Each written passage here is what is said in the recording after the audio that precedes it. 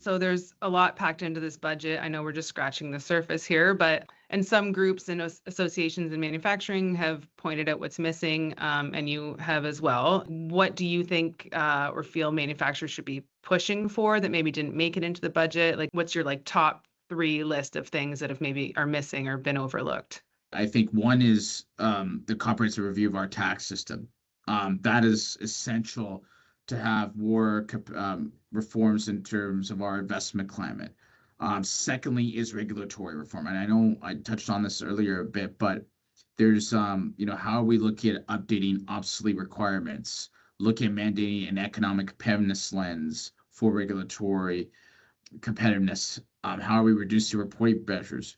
These measures are still too narrow in scope, and they're not from a federal lens that hasn't been mentioned. So urging for broad-based tax and regulatory reform is crucial if we're going to support long-term industrial growth. Secondly, I think there was a lot of commitments around defense spending. There was nearly $82 billion over 5 years to meet our commitments.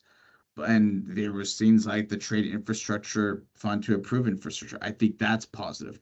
But more specifics around like a trade diversification strategy will be important to ensure that that Canada's long-term industrial resilience is secured.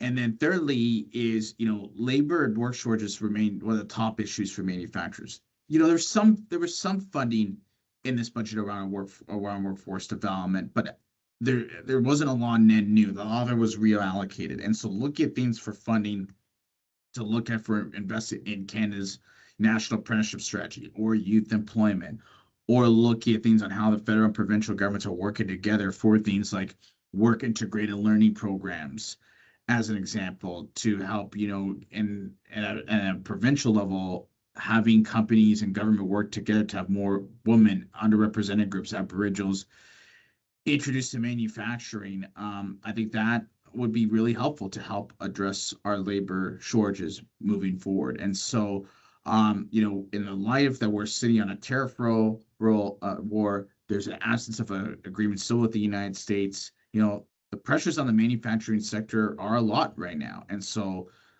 we need those three areas to be addressed if we're going to ensure that we're protecting jobs, attracting investment, and securing our long-term economic future.